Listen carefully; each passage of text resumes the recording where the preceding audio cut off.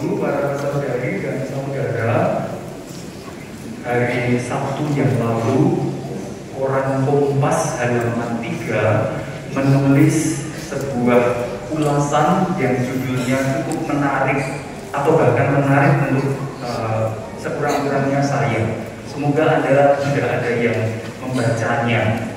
Di halaman 3 itu tertulis judulnya kurang lebih seperti ini: negara yang paling religius tetapi paling besar juga korupsinya. Semacam itu. Sudah ada yang baca? Nah, sudah ada. Menarik Bapak Ibu, mengapa? Karena Indonesia itu ternyata ranking 7 negara sedunia yang ikut survei tentunya, menjadi negara yang paling religius. Nomor itu Bapak Ibu, kita ranking 7. Keren. Tetapi korupsinya nomor 37 dari 100 negara yang disurvei. Mungkin dari antara kita akan ada yang berkomentar, lumayan nomor 30 itu tinimbang 100. Tapi Bapak Ibu, kalau kita mikirnya demikian, ada yang salah dengan kepala kita Bapak Ibu. Ranking putih likur soal 100 kok bunga itu kan ada yang keliru. Nah, dari sana Bapak Ibu, para saudari-saudara, ulasannya berlanjut. Mengapa kok bisa negara yang terhitung paling religius, termasuk yang religius, kok korupsinya besar, tidak selesai-selesai? Lalu analisa selanjutnya dari penulis dikatakan seperti ini: mungkin sebagai orang-orang beriman, sebagai orang yang dianggap religius, satu dimensi lupa kita garap. Yang jelas-jelas ditulis di sana adalah pengendalian diri. Maka ditulis di sana juga, jangan-jangan setiap orang religius di tengah-tengah kita semua ini, kalau ambil keputusan, jangan-jangan masih dugaan, jangan-jangan setiap kali kita mengambil keputusan tidak ada unsur pengendalian diri, kontrol diri yang kita berikan.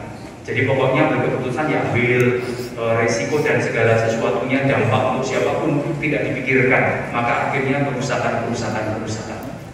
Maka para saudari-saudara, rasa-rasanya pertemuan hari ini saya tidak akan bicara tentang Yesus yang dicobai 40 hari atau 3 hari.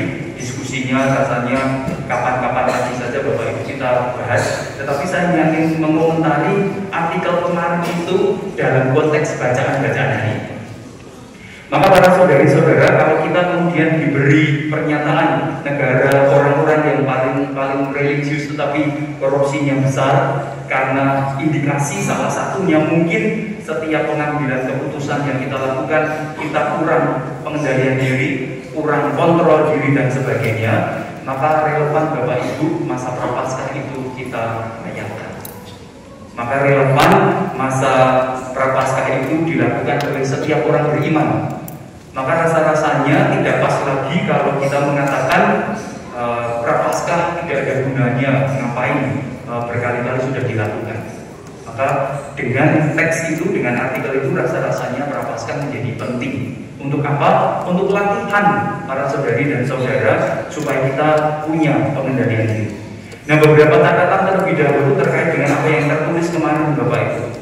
Nah, kalau kita bicara tentang korupsi, para saudari dan saudara, semoga kita tidak hanya berpikir tentang orang yang memarkup biaya ya. Korupsi itu tidak masalah sekedar uang, ambil duitnya orang, belanja lombok 1000, jalur 2000, fotokopi 1000, jalur hijau, reimburs 2000, itu tidak hanya sekedar itu. Korupsi itu lebih dari atau tidak hanya uang. Korupsi itu arti dasarnya sebetulnya kebobrokan, bobrok, rusak. Nah, termasuk dalam korupsi saudari-saudara, kebobrokan itu termasuk di dalamnya membuang sampah di jalanan, membuang bungkus minuman di semak-semak. Nah, itu termasuk korupsi Bapak Ibu para saudari-saudara. Maka jangan berpikir korupsi ini mesti duit, bukan, tidak. Barang rusak tidak segera diperbaiki, nah itu korupsi Bapak Ibu. Bocor tidak segera ditambal, nah itu korupsi. Lalu apalagi datang menjelang selesai. Nah, itu juga korupsi Bapak Ibu. Jadi tidak hanya masalah duit korupsi, maka macam-macam kerusakan yang kita lakukan, membiarkan orang sakit itu juga korupsi. Jadi jangan berpikir tentang duit. Kalau kita di jalan ada kecelakaan lalu antri memfoto, mengabadikan untuk menjadi orang pertama yang memviralkan, itu juga korupsi Bapak Ibu, saudara-saudara. Jadi ada macam-macam. Maka jangan sekedar berpikir tentang duit. Oh, mergokai korupsi duit. Loro orang boleh tombol itu juga korupsi. Maka sorry Bapak Ibu, perlu kita perjelas korupsi itu seperti itu. Maka ya mungkin kita memang benar bangsa yang korupsinya besar. Karena apa-apa sing rusak dijagi gitu loh, atau malah yang benar dirusak dan macam-macam. Nah, persoalannya Bapak Ibu, para saudara-saudara, dalam bacaan kemarin rupanya juga dikatakan kalau kita menjadi pelaku korupsi, kalau kita religius tetapi kita tetap melakukan korupsi, kalau kita religius ternyata tetap juga melakukan apa itu kebobrokan, si penulis itu mengatakan jangan-jangan penulis itu menulisnya dengan baik Bapak Ibu, rumusannya itu indah. Jangan-jangan sistem kerja otaknya kurang berjalan sempurna, atau dirumuskan yang lain mungkin kinerja otaknya kurang seimbang, kiri kanan depan belakang atas bawah gitu. Tapi menurut saya Bapak Ibu katanya lebih baik dipersingkat dan diperjelas saja. Maka kalau kita beragama, kita dianggap religius, tetapi tetap melakukan kegiatan-kegiatan yang merusak atau membiarkan kerusakan, rasa-rasanya menurut saya Bapak Ibu para saudara-saudara, kalau mau pakai bahasa istilah yang proklem saja, maka mungkin otak kita ada masalah, atau yang lain lagi otak kita korslet Bapak Ibu para saudara-saudara, atau ada sakit di kepala kita, itu saja persoalannya.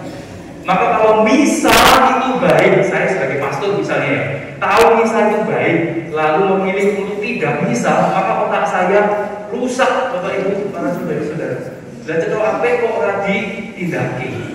Kalau kita masing-masing tahu misa itu baik, tapi milih tidak bisa, berarti otaknya tidak berfungsi dengan sempurna. Itu Bapak Ibu, maka rusak hatinya. Mudah-mudahan begitu. APP itu baik tidak Bapak Ibu, pertemuan APP? Nah, baik ya. Siapa yang mengatakan APP jelek? Kumpul dengan orang seiman itu baik atau jelek Bapak Ibu? Nah, kalau baik dan minyak tidak mangkat berarti otak kita. Nah, maka besok kalau ada yang APP tidak berangkat, nah mungkin sedang korslet, sedang diperbaiki gitu ya. Maka tidak perlu marah, tapi itu gagasannya. Lah wong kita kumpul-kumpulan apik ora ngrasani kancane kok mosok ora tahu gitu aja. Besok Jumat itu ada jalan salib jam gangsal. Saya nopo betul? Saya di Rawi nopo di Singuri. Di Rawi. Mula nek boten rawuh sesuk Jumat jam gangsal jalan salib berarti sirahe rada konslet. Jam 6 pun sak dibarepun jalan salib niku wonten misa. Nek dibar jalan salib dengan kondur padahal ngerti misa niku saya napa awon? Saya. Nek bar jalan salib malah kondur mboten derek misa berarti konslet. Iku mboten kula sing matur lho Bapak Ibu, tetapi kemarin analisa orang neuroscience itu mengatakan demikian. Kalau yang baik malah dihindari berarti cara berpikirnya rusak. Itu gagasan. Maka saudara-saudara, di akhir tulisannya itu juga ada yang mengatakan demikian. Karena kita tahu kadang-kala kita punya kecenderungan sing apik malah disingkuri, sing elek malah digemateni Bapak Ibu. Maka dalam artikel itu ditulis rupa-rupanya kita memang membutuhkan kesempatan supaya hidup religiusitas kita itu tidak hanya di permukaan tetapi semakin menjadi mendarat dan mendarah daging. Nah, salah satunya adalah dalam artikel itu mengatakan mari kita mensyukuri prapaskah dan puasa umat Islam. Maka itu perlu disyukuri. Mengapa? Karena puasa umat Islam atau prapaskah puasa milik kita itu esensinya mengajak kita untuk masuk dalam, kalau dalam kata-kata pembuka tadi, retret agung Bapak Ibu. Maka selama Prapaskah, ini pertemuan yang kedua, maka kita diajak untuk mengalami kembali apa itu namanya, kalau mesin itu di tune up, diperbaiki. Maka masa Prapaskah itu Bapak Ibu itu masa dibengkelke. Maka kita semua dibengkelke. Yang rusak-rusak tadi dipermak lagi. Maka selama masa Prapaskah kita diajak untuk mengenali banyak tawaran baik. Maka kalau Bapak Ibu mau surat gembala itu pasti ada tulisan seperti ini. Tambahlah doa, tambahlah baca kitab suci, ikutilah pertemuan-pertemuan kitab suci, pendalaman-pendalaman iman, dan macam-macamnya termasuk APP. Maka selama masa Prapaskah, selama masa puasa umat Islam juga, yang namanya sembahyang, namanya pertemuan, namanya pengajaran-pengajaran yang baik itu ditambah. Supaya apa? Ya karena itu waktu bengkel Bapak Ibu, supaya kita tahu, oh ini sing apik-apik kok, sing kudu tak pilih, sesuk nek aku urip sabubare Paskah. Maka tahu, oh sedekah itu saya apa mboten? Nah, berarti nek tak iki diajari 40 dino, sesuk bareng Paskah kita bisa melaksanakan oh sedekah iki apik kok, berarti bareng Paskah tetap ditindakake terus. Itu gagasannya. Maka Prapaskah itu menjadi kesempatan kita untuk membengkelkan diri kita masing-masing, karena sadar selama setahun itu mungkin sudah ada rendet-rendetnya di kepala kita, milih-milihnya sudah gak beres lagi, sing apik ditinggal, sing elek dikawangi, kemudian begitu. Maka itu yang harus dibengkel. Itu masa Prapaskah Bapak Ibu. Maka semoga saya tidak lagi mendengar foto dadak masa Prapaskah kok dadak akeh kegiatan. Nah, semoga kita tahu sekarang Prapaskah harus dipenuhi dengan banyak sekali pekerjaan baik, kegiatan baik, supaya kita punya referensi. Oh, sing jenenge pekerjaan baik, kegiatan baik itu ini saja. Maka setahun harapannya bisa dikawal. Maka nanti setelah surut lagi, besok Februari tahun depan sudah mulai delewer lagi, surut lagi, nanti dibengkelkan lagi. Maka berulang-ulang semacam itu. Itu yang kedua para saudari-saudara, makna Prapaskah jadi yang perlu kita pahami. Maka semoga kita tahu kita orang religius, tetapi ternyata korup-korupnya masih banyak, tidak hanya sekedar tentang uang. Lalu kita bersyukur karena kita punya masa pantan dan puasa, masa untuk membengkelkan cara berpikir kita, supaya akhirnya bisa lurus kembali dan tahu pilihan-pilihan pekerjaan kegiatan baik yang bisa kita libati selama setahun. Itu yang kedua. Nah, sekarang yang terakhir, yang ketiga Bapak Ibu para saudari-saudara, tahun ini Prapaskah kita rayakan dengan penuh syukur. Mengapa? Karena Prapaskah tahun ini juga bersamaan dengan selama setahun kita merayakan tahun jubileum yang kita boleh meminta rahmat indulgensi selama 1 tahun. Kemarin ada juga yang bertanya kepada saya, Romo, sak menika lak sampun Maret, padahal rahmat indulgensi sudah dimulai bulan Januari. Kalau begitu kami telat ya. Waduh Bapak Ibu, jangan merasa telat, itu baiknya tahun ini. Mengapa? Indulgensinya masih ada sampai Januari tanggal 6 2026. Maka Anda masih bisa minta indulgensi bahkan setelah Prapaskah nanti. Tapi semoga gagasan ini tidak kemudian menjadi nek Desember ya wis lah ngenteni Desember. Terus nek Desember wis tanggal 31 isih tekan tanggal 6 Januari. Nek mau Bapak Ibu ratakan dalan Bapak Ibu gagasan. Maka karena kita masih tahu ada Desember, maka ingat Bapak Ibu, indulgensi itu bisa dimintakan untuk banyak orang dan diri kita sendiri. Ya mari kita jadwal Maret untuk siapa, April untuk siapa, Mei untuk siapa, dan seterusnya kita jadwal saja. Jadi setiap hari. Nah, terkait dengan indulgensi ini Bapak Ibu, saya tidak tahu keuskupan yang lain bagaimana mengaturnya, tetapi Keuskupan Agung Semarang mengaturnya demikian. Kalau panjenengan mau mendapat rahmat indulgensi, nah kemarin juga ada yang bertanya kepada saya demikian, Romo, pengampunan dosa itu bukankah hak prerogatif mutlak milik Allah? Mengapa gereja Katolik membuat aturan harus ini harus itu? Nah, itu persoalan baru Bapak Ibu.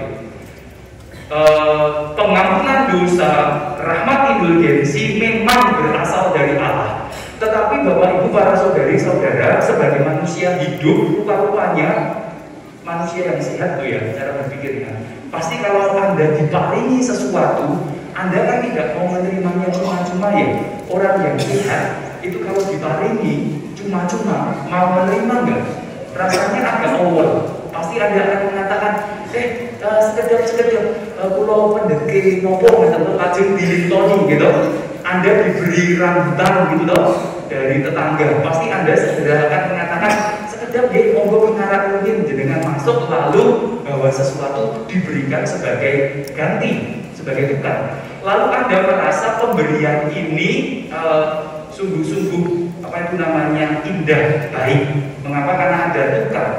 Sama Bapak Ibu nek awake dhewe urip karo hanyene menika tasih lempeng, maka kita pasti merasa mosok Gusti Allah menika mau maringi lalu kita tidak kudu sama sekali.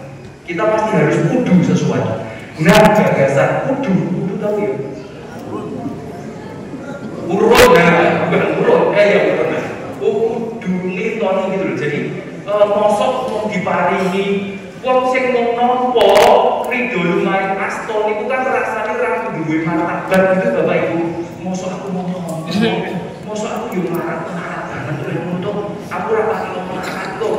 Jenengan maringi sekilo nggih kula nintoni kalih kilo. Itu semakin ingin menunjukkan saya tidak melarat-larat amat gitu loh. Maka orang Katolik juga begitu. Maka karena kita diberi rahmat pengampunan dosa, karena saya gembira, saya ingin melintoni kepada Tuhan dalam bentuk silih, itu gagasannya. Maka silihnya Bapak Ibu para saudari-saudara, kita berhenti pada yakinnya Tuhan itu mengampuni dosa. Dengan badhe nglintoni napa mboten Gusti niku paring pangapunten. Tetapi sebagai manusia rasa-rasanya kita tidak akan terima begitu saja manusia yang sehat ya. Mosok diparingi ora caos ijol napa gitu. Maka ijolnya kita di umat Keuskupan Agung Semarang itu ada dua macam. Maka kalau Anda mau menerima rahmat sakramen indulgensi Bapak Ibu, maka ada dua macam caranya. Mau paket hemat atau paket eceran gitu ya. Dan kalau eceran bukan paket, maka ada paket komplit dan eceran. Boleh. Nah, paket kompletnya apa Bapak Ibu? Saya yakin panjenengan semua sudah menerima bukletnya. Kalau tidak di website Keuskupan Agung Semarang Anda tinggal buka apa yang harus dilakukan. Nah, paket kompletnya itu ya paket kompletnya hanya satu Bapak Ibu. Apa yang harus dilakukan? Jenengan perlu tindak ziarah di tempat-tempat yang sudah ditentukan. Nah, ini kemarin juga ada yang tanya lagi, kok kudu lunga menyang papan pasiaran sing ditemtokke to?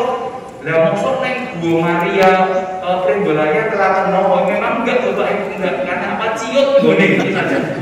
Maka dipilih yang jembar-jembar dan pasti ada pelayanan sakramen di sana. Maka pilihlah tempat-tempat yang sudah ditentukan sejak Januari sampai Desember. Maka ketika Anda berziarah nanti pastikan di hari itu ada pengampunan dosa, sakramen tobat, ada perayaan Ekaristi, dan kalau ikut perayaan Ekaristi, terimalah komuni. Ikut Ekaristi itu Bapak Ibu artinya sejak awal sampai pulang loh ya. Tidak nanti ketika khotbah istirahat, snack. Ketika homili pipis. Ketika homili itu dhisik. Wah, itu tidak Ekaristi Bapak Ibu, enggak.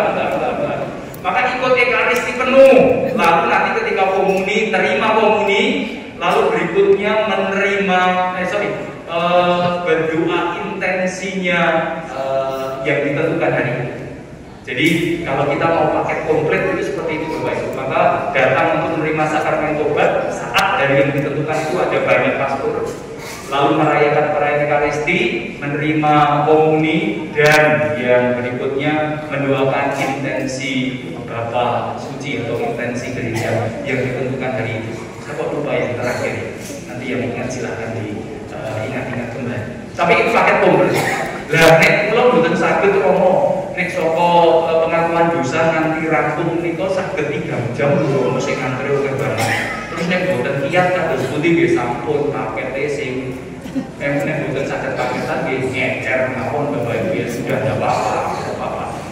Apa itu namanya, bolehlah ecerannya macam-macam Bapak Ibu, silakan dibaca sendiri. Kalau eceran kan banyak baca sendiri. Maka prapaskah kita sekali lagi ada diperkaya tahun ini. Kita tidak hanya menerima sakramen pengampunan dosa selama prapaskah, kita tidak hanya diajak untuk membenahi cara berpikir kita supaya tidak lagi religius tetapi korup, tetapi religius tetapi hidup suci dan murni. Tidak hanya selama prapaskah, tetapi selama tahun ini kita bisa mengupayakan. Kalau yang paketan komplit tidak bisa, ada eceran-eceran yang bisa kita lakukan. Semoga dengan demikian kita dipermudah para saudari-saudara. Jadi bukan pengampunan dosa karena kita berlaku baik, bukan. Tetapi pengampunan kita berlaku baik sebagai silik karena Tuhan sudah memberi pengampunan, maka saya memberikan kebaikan. 3 hal, semoga kita sebagai orang religius, sebagai orang beriman, sekaligus mental kita, cara berpikir kita lurus. Yang kedua, semoga prapaskah kita sungguh manfaatkan sebagai sekolah atau bengkel untuk meluruskan kembali cara berpikir kita yang belok-belok, yang kadang-kadang lebih memilih yang jahat daripada yang baik. Supaya kita tahu macam-macam pekerjaan baik selama prapaskah yang perlu kita libati dan kemudian kita tekuni setahun ke depan. Lalu yang ketiga, semoga rahmat tahun ini sebagai tahun jubilium pengharapan menjadi kesempatan kita untuk membangun sikap silih karena kebaikan Tuhan sampai pada kita dengan cuma-cuma. Nama Tuhan dimuliakan kini dan sepanjang segala masa. Kita hari ini saja.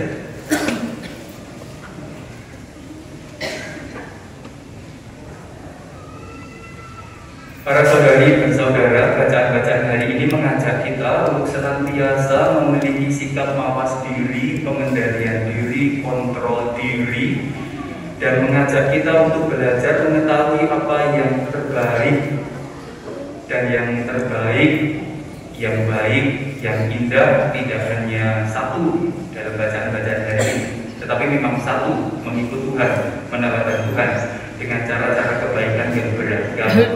Maka semoga selama prapaskah ini kita mengetahui tawaran-tawaran baik yang dimiliki oleh gereja yang ada di sekitar kita, supaya kita akhirnya menanamkan dalam hati dan benak kita masing-masing hal-hal baik yang bisa kita kerjakan setahun ke depan. Jika akhirnya lupa, tahun depan pun kita akan dibereskan kembali. Dan semoga sepanjang tahun ini kita memanfaatkan tahun jubilium sebagai kesempatan kita untuk menerima rahmat indulgensi, membantu hidup kita semakin jernih. Bacaan dari kitab Ulangan. Pada waktu itu, Musa berkata kepada bangsa Israel tentang hal ikhwal persembahan. Katanya, imam harus menerima buah ungaran dari tanganmu dan meletakkannya di depan mezbah Tuhan Allahmu. Kemudian engkau harus menyatakan di hadapan Tuhan Allahmu begini: dahulu bapakku yaitu Yakub adalah seorang Aram, dia seorang pengembara. Ia pergi ke tanah Mesir dengan sedikit orang saja dan tinggal di sana sebagai orang asing. Tetapi di sana ia berkembang dan menjadi suatu bangsa yang besar, kuat dan banyak jumlahnya. Ketika orang Mesir menganiaya dan menindas kami dan menyuruh kami melakukan pekerjaan yang berat, maka kami berseru kepada Tuhan Allah nenek moyang kami, lalu Tuhan mendengarkan suara kami. Ia memperhatikan kesengsaraan, kesusahan dan penindasan terhadap kami. Lalu dengan tangan yang kuat dan lengan yang kuasa, dan dengan tanda serta mukjizat-mukjizat yang dahsyat, Tuhan membawa kami keluar dari Mesir. Ia membawa kami ke tempat ini dan memberikan kepada kami negeri ini, suatu negeri yang berlimpah-limpah susu dan madunya. Oleh sebab itu, Di sini aku membawa hasil pertama dari bumi yang telah Kau berikan kepadaku ya Tuhan. Kemudian Engkau harus meletakkan bahan persembahan itu di hadapan Tuhan Allahmu. Engkau harus sujud di hadapan Tuhan Allahmu. Demikian sabda Tuhan.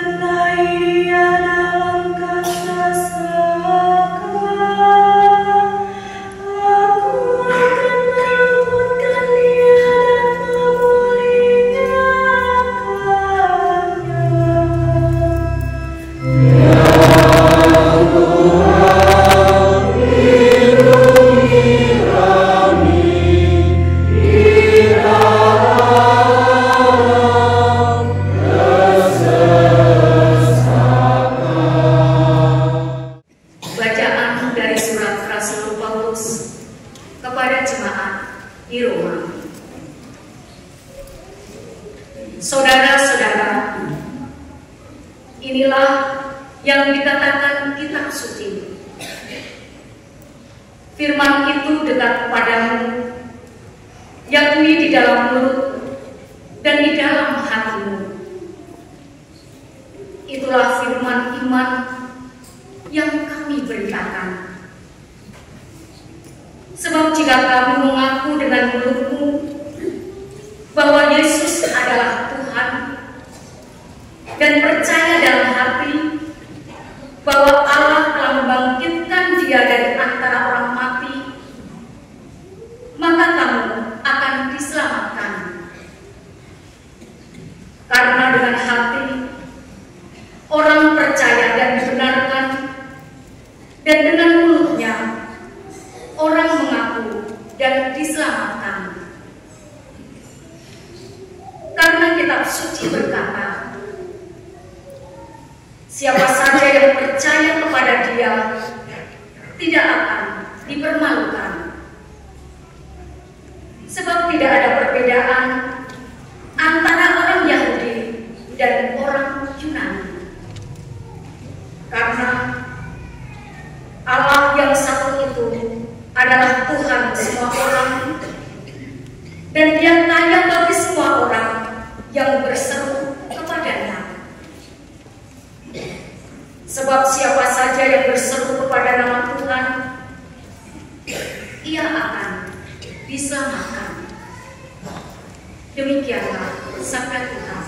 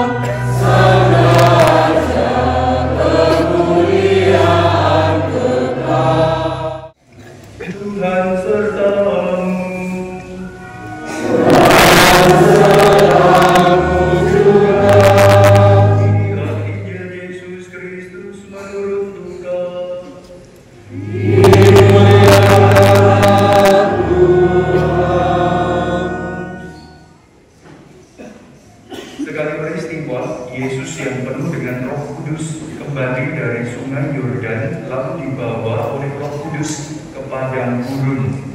Di situ 40 hari lamanya ia dicobai iblis. Selama hari-hari itu Yesus tidak makan apa-apa, dan setelah itu ia lapar.